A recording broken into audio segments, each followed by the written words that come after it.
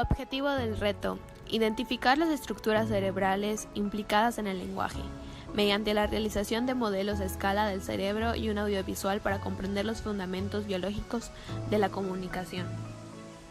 El hemisferio cerebral izquierdo controla el lenguaje, el pensamiento lógico y la escritura. En él se encuentra el centro del habla, del pensamiento, que nos permite analizar lo que sucede, y del control de la mano. También controla la capacidad para las matemáticas y la sensibilidad.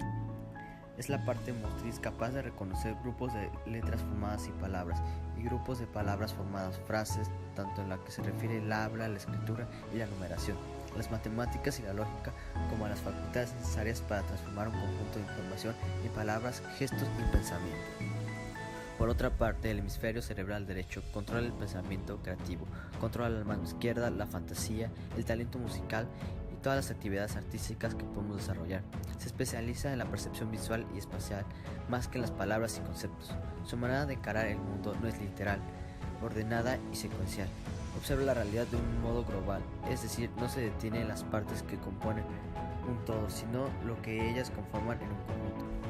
Para comunicarnos mediante el lenguaje, nuestro cerebro tiene zonas específicas que se activan y trabajan para producirlo y comprenderlo. Las áreas cerebrales reciben su nombre gracias a los investigadores que las descubrieron. El área que se encarga de la comprensión del lenguaje es el área de Wernicke, y el que se encarga de la expresión y producción del lenguaje es el área de Broca. Cuando hablamos o escribimos, nos referimos al área de Wernicke. Ahí es cuando la corteza auditiva y visual se pone en acción para darle significado a lo que escuchamos y vemos. Pero cuando hablamos de la producción del lenguaje o función de hablar, es cuando entonces es el área de Broca, y la corteza motora trabaja para emitir el habla. Estas áreas nos permiten comunicarnos con fluidez y rapidez, y es un elemento que nos distingue como especie de los animales. La corteza auditiva primaria se sitúa en el lóbulo temporal y es ahí donde se produce un primer procesamiento de la información auditiva. Se organiza también tonotópicamente. La lesión en la corteza auditiva primaria dificulta la capacidad de procesar combinaciones de sonido, como la música o el lenguaje. En esta zona la encargada de clasificar según intensidad, frecuencia o duración de los sonidos. La corteza auditiva secundaria también establece la relación entre varios tonos y frecuencias.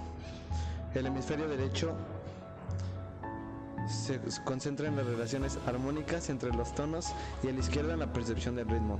En este reto aprendimos a diferenciar los hemisferios cerebrales, el hemisferio izquierdo y el hemisferio derecho. Por ejemplo, el hemisferio derecho se encarga del lenguaje y particularmente interpreta el contexto y el tono de una persona. Y el izquierdo se encarga de cálculos lógicos y matemáticos. Además, si se te llega a olvidar algún dato, tu hemisferio izquierdo lo extrae de una memoria. También aprendimos del área de Broca y Wernicke, como también el fascículo arqueado. El área de Broca es la producción y expresión del lenguaje y el de Wernicke es el procesamiento y comprensión del lenguaje. El fascículo arqueado es un grupo de fibras neuronales que unen dos partes del cerebro vinculadas al lenguaje. Y por último, la corteza auditiva, la cual es el responsable del procesamiento auditivo y del 8% del total de la superficie de la corteza cerebral. Gracias por la atención puesta en nuestra presentación.